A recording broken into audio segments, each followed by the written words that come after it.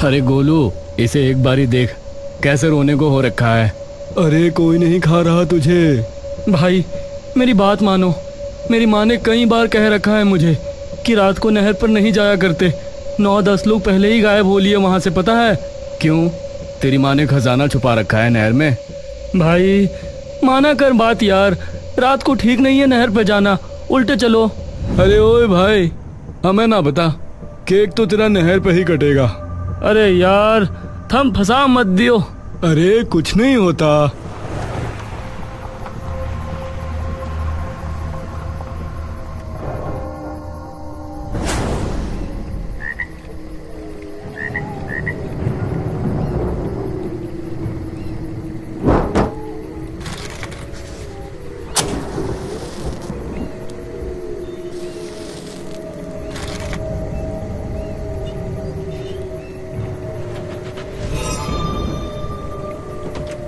अरे क्यों डर रहा है?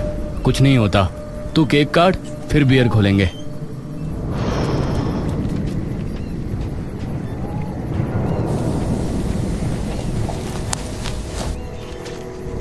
भाई अब तो चल पड़ो उल्टे, ठीक नहीं है यहाँ ज्यादा देर खड़े रहना।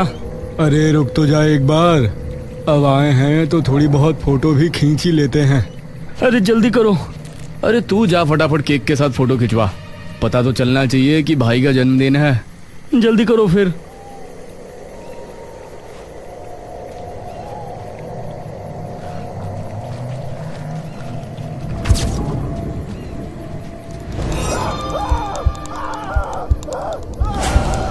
क्या होया?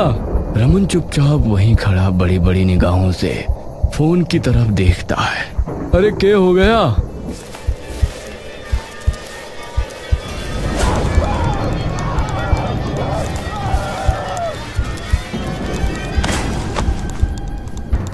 पवन उन दोनों की हालत देखकर वही स्तब्ध खड़ा रह जाता है। पवन ऊपर से नीचे तक कांप रहा होता है। क्या होया?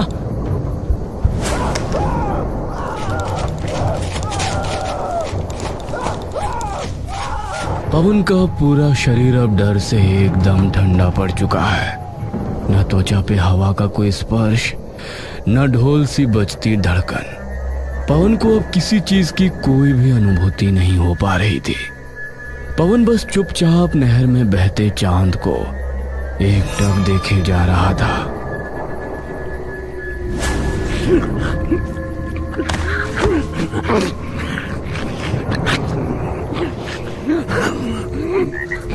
तभी एक लड़की के रोने की डरावनी सी आवाज आने लगती है।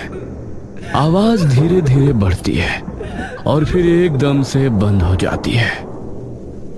पवन बेसुध सा एक चारपाई पर बैठा है। उसके सर पर पट्टी बंधी है।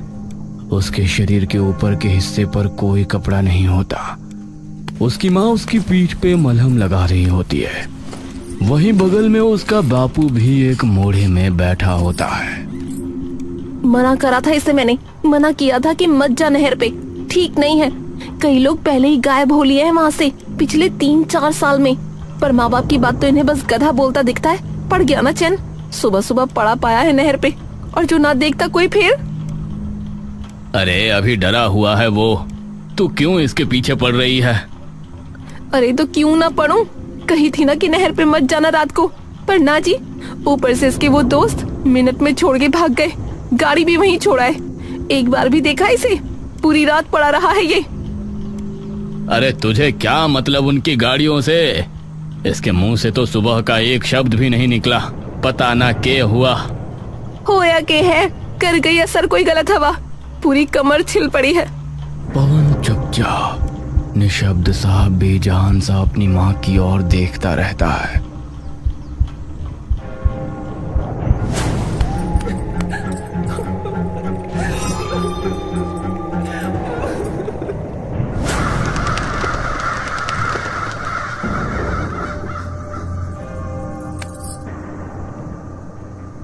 बेटा एक बार, बस एक बार बता दे क्या होया था। किसी और को नहीं तो मुझे तो बता दे, मैं तो माँ हूँ तेरी। ए बेटा कुछ तो बोल। पवन बेसुध सा अपनी माँ की ओर देखता ही रहता है। उसकी माँ जमीन पर गिरकर फूट फूट कर रोने लगती है। हे राम, किसकी नजर लग गई है मेरे छोरे के।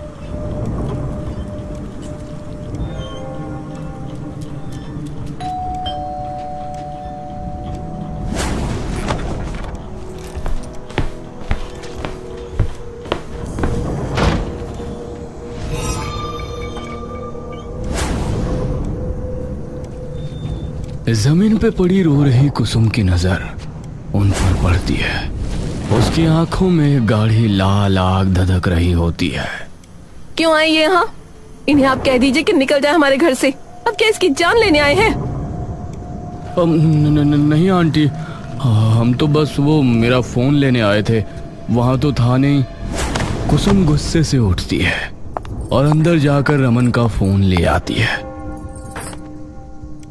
और आकर उस फोन को उसके पैरों में फेंक देती है। ले तेरा खजाना, और किसी से तो तुम्हें फर्क नहीं पड़ता। एक बार हालत के हो रही है इसकी, छोड़ के भाग गए। तुमने शर्म ना आई और मुड़ के एक बार भी ना देखा? आंटी, हमें बिल्कुल भी नहीं पता था कि वहाँ ऐसा कुछ होगा। पूरे गांव ने पता है, तुम लोग हो सबसे। रमन वो फोन उठाता है और ऑन करता है। जैसे ही वो फोन की स्क्रीन देखता है, वो अचानक डर कर फोन दूर फेंक देता है और हाँफ कर कुछ कदम पीछे हट जाता है। क्या हुआ? रमन के मुंह से मानो सारा लहू निकल चुका हो। उसके ऐसे बेरंग चेहरे को देखकर सब बेचैन हो उठते हैं। क्या क्या था उसमें?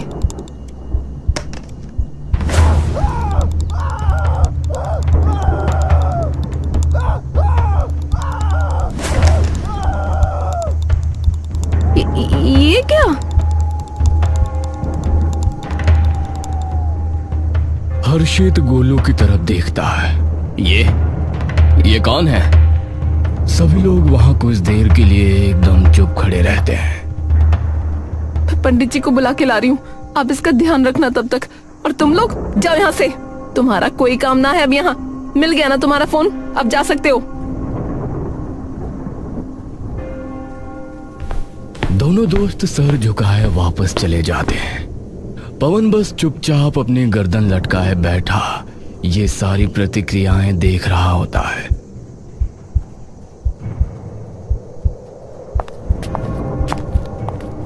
थोड़ी देर बाद जब कुसुम पंडित को ले आती है तो पंडित उसे देखते ही एकाएक उसकी तरफ दौड़ता है और नीचे बैठकर सबसे पहले उसका चेहरा ऊपर उठा के देखता रहता है। क्या नाम है बच्चे का? पवन। पवन? जब से मिला है तब से कुछ बोला है इसने? नहीं, एक शब्द भी ना बोला अभी तक पंडित जी। पंडित उसकी आंखें अपनी उंगलियों से बड़ी बड़ी कर उसकी आंखों में झांकने लगते हैं। पंडित जी। पंडित कुछ देर तक यूं ही पवन को देखता रहता है। थोड़ी देर बाद पंडित उठता है। आप दोनों मेरे साथ आइए जरा एक बार। ये सुनते ही कुसुम और हर्षित एकदम बेचैन हो जाते हैं और पंडित जी के साथ एकांत में चले जाते हैं। क्या हुआ है पंडित जी? दुविधा थोड़ी ज्यादा गहरी है। वो जो भी कोई आत्मा थी, उसकी स्मृतियों से इसका अंतर्मन एक गहरे सदमे में चला गया। माफ कीजिएगा पंडित जी, कुछ समझ नहीं पाया मैं। उसकी स्मृति मतलब वो आत्मा जरूर इसके शरीर में घुस गई थी, तभी इसके साथ ये सब हो रहा है। क्योंकि जब वो आत्मा इसके शरीर में गई तो उसकी सभी स्मृतियों ने इसके शरीर और इसके जहन को पूरी तरह से झिंझोड़ के रख दिया है। इसलिए इस वक्त ये ना ही कुछ समझ पा रहा है, ना ही कुछ बोल पा रहा है। तो पंडित जी, अब क्या उपाय है इसका? सिर्फ एक उपाय है। क्या? उस आत्मा की मुक्ति। आपको कुछ पता है या किसी और ने कुछ बताया हो? पंडित जी, ये बच्चे कल फोन से वहाँ फोटो खींच रहे थे, तो उसमें हमने देखा था कि कोई औरत लाल जोड़े में इनकी गाड़ी में बैठी दिख रही थी। उसका चेहरा साफ नहीं था पर लाल जोड़े में थी। इसकी स्थिति तभी ठीक होगी जब उस आत्मा को मुक्ति मिलेगी जिसके लिए हमें यज्ञ करना होगा, वो भी उसी स्थान पर जहां उसने अपने प्राण त्यागे थे। पर इसका हमें कैसे पता पंडित जी? पंडित मुड़कर संदिग्ध निगाहों से पवन की ओर देखता है। पवन गर्दन लटकाए बैठा है। धीमी धीमी हवा चल रही है। वो आत्मा इसे फिर से पुकारेगी। ये किस्सा यहाँ खत्म नहीं हुआ है। पर अब क्या चाहती है इससे? वो तो वही चाहती है जो उसने अपने आखिरी वक्त पर चाहा था। और वो क्या है? यह तो सिर्फ उसे और आपके बेटे को ही पता है। पर यह तो कुछ भी नहीं बोल रहा। थोड़ा वक्त दीजिए उसे संभलने का, और कुछ दिन इसका खास ध्यान रखना है। जी पंडित जी। और अगर कुछ भी असाधारण बर्ताव करे तो सबसे पहले मेरे पास आना है सीधा, और कहीं नहीं। जी जी जी पंडित जी। कुछ दिन यूं ही बीत जाते हैं, लेकिन पवन की जुबान से एक शब्द तक नहीं निकलता।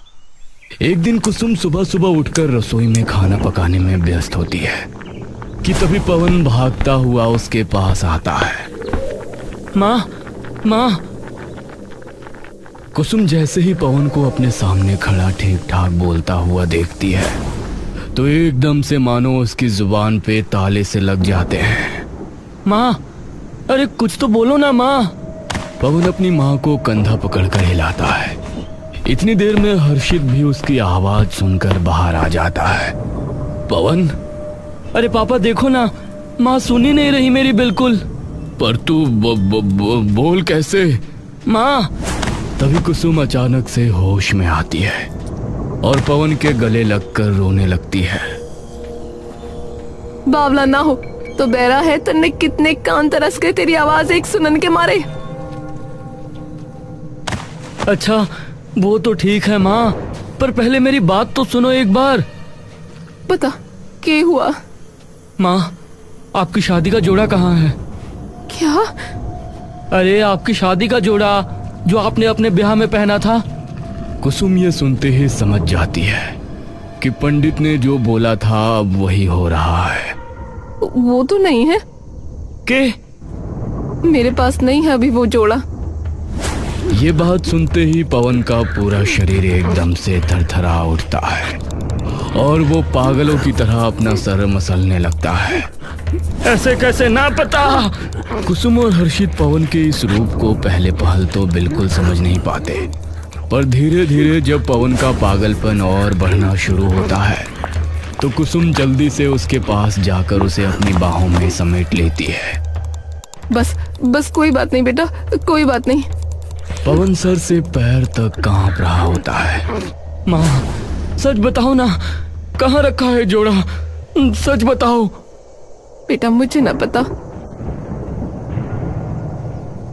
पवन एकदम से अपनी माँ को जोर से धकेल देता है और गुस्से से चिल्लाने लगता है। मुझे पता है आपके पास ही है, बताओ मुझे कहाँ है, बताओ मुझे, बताओ मुझे। तभी अचानक हर्षित उनके बीच में आ जाता है। मुझे पता है बेटा, मुझे पता है। वो असल में मैंने रख दिया था कहीं और, तो इसलिए इसे नहीं पता। तू शांत हो जा। पवन में मानो एक अजीब सा पागलपन उतर आया हो। लेकर आओ अभी। ठीक है, तू बाहर आ जा अभी। कुसुम जमीन पर सहमी हुई पड़ी, बस पवन के गुस्से से चीखते हुए चेहरे को देखती है। हर्षित फटाफट उसके पास शादी का जोड़ा लेकर आ जाता है और उसे दे देता है। पवन कहीं देर तक उस शादी के जोड़े को प्यार से सहलाता रहता है। आ रहा हूँ तुझे आज रात को लेने। किसे? जानवी। ये कौन है?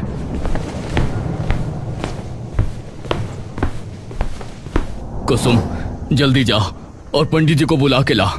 ये रात को पक्की बात है वहां ही जाएगा।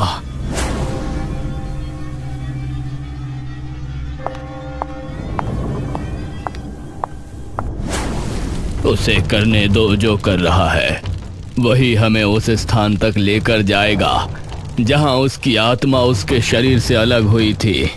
रोकना उसे बिल्कुल भी मत। पंडित जी, पर अगर अपना बेटा सही सलामत चाहती हो तो मत जाना। कुसुम चुपचाप पंडित के सामने सर झुका लेती है। वहीं दूसरी ओर हर्षित चुपचाप पवन के पागलपन को देखते जा रहा था। जानवी, जानवी कौन है बेटा? अरे आपको ये भी नहीं पता? क्या नहीं पता? अरे शादी होने वाली है मेरी उससे। उस बेचारी की पहले शादी नहीं हो पाई थी। मतलब? एकदम से पवन हर्षित की तरफ देखता है। उसकी शादी होने वाली थी लेकिन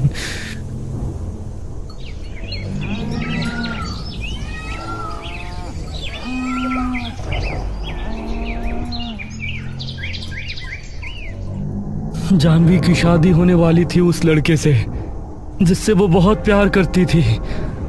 पर लड़की अलग वर्ग की थी तो लड़के के खानदान ने मना कर दिया। लेकिन दोनों नहीं माने और घर से भाग गए। थोड़े दिन बाद दोनों ने तय किया कि एक मंदिर में जाकर शादी कर लेंगे। लेकिन जैसे ही दोनों वहां पहुंचे तो कई लोगों ने उन्हें घेर लिया। लड़के को कुछ लोगों ने पकड़ लिया। उसे वे अपने साथ ले गए और वहीं छोड़ दिया उसे। अगले दिन वो किसी को नहीं दिखी। तो अब की बार उसकी शादी पूरी हो के रहेगी, ठीक है? हर्षित कुछ नहीं बोलता। ठीक है ना? हा।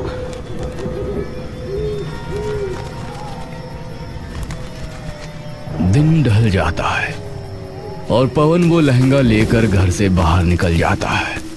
उसके पीछे पीछे पंडित जी, कुसुम और हर्षित भी आने लगते हैं। धीरे धीरे पवन एक बहुत ही सुनसान से खेतों की तरफ बढ़ने लगता है। यह क्या है? शायद यहीं दफनाया होगा उस दुल्हन को। पर पंडित जी, अब क्या करेंगे? उसकी आखिरी इच्छा पूरी। पंडित जी, पर वो मेरे बेटे से शादी करने की इच्छा है उसकी आखिर। तो वही होगा, तुम चिंता मत करो।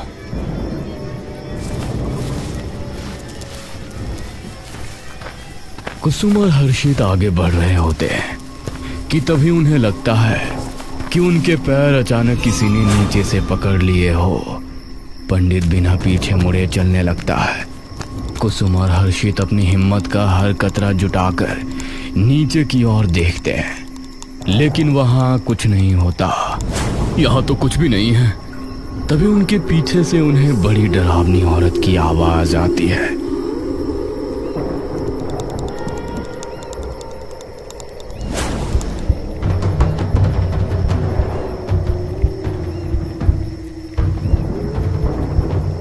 नाम?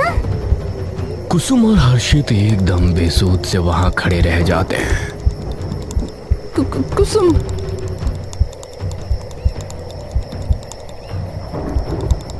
अब हर्षित, हम उस लड़के के माता पिता। जानवी उनके बिल्कुल पास आ जाती है। सास?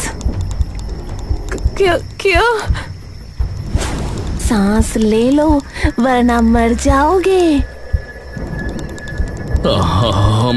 हमारा बेटा। चिंता मत करो, जल्दी ले आऊंगी। और एकदम से वहां से गायब हो जाती है।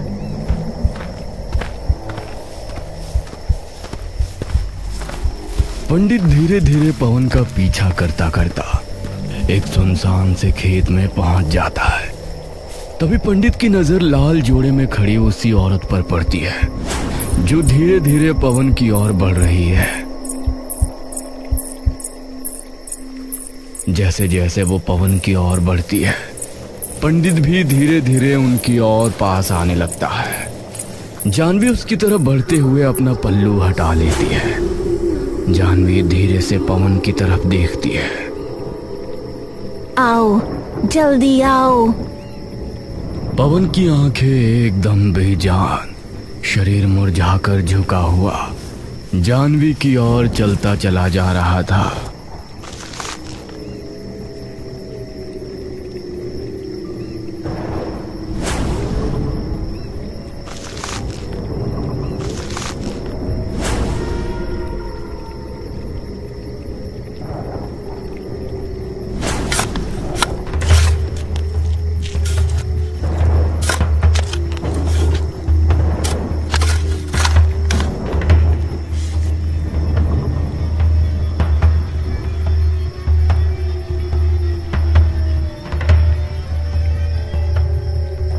हम अगले जन्म में नहीं, इसी जन्म में फिर से मिलेंगे। सालों लग गए इस तंत्र विद्या को समझने में, और सालों लग गए यहाँ तक आने में। ना जाने कहां कहां भटका, क्या क्या पढ़ा, लेकिन इतने सालों के गहन इंतजार के बाद आखिर में मैं और तुम। जानवी गर्दन टेढ़ी कर लेती है। मैं और तुम। पवन वहां खड़ा बस उन्हें चुपचाप देख रहा होता है, बिना किसी सूद बूत के। पंडित धीरे धीरे हाथ में भभूत लेकर पवन के पास पहुंच जाता है कि तभी पवन के माँ बाप एक मशाल लेकर वहां पहुंच जाते हैं। पंडित जी, ये आप क्या?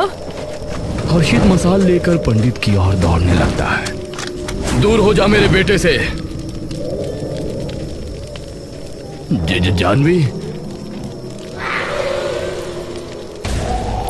जानवी पूरी तेजी से हर्षित की ओर देखती है। मना किया था ना, मत आना। तभी हर्षित हिम्मत करके उसके चंगुल से खुद को और कुसुम को छुड़ा लेता है, और जानवी के हाथ से दोनों छूट जाते हैं।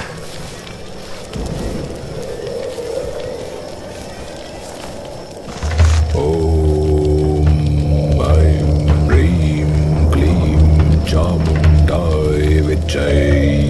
कुसुम और हर्षित जैसे ही उसकी ओर बढ़ने लगते हैं, तभी जानवी उनके सामने आ जाती है और एक झटके में दोनों को जकड़ लेती है। अगले ही पल दोनों वहीं बेहोश होकर गिर पड़ते हैं।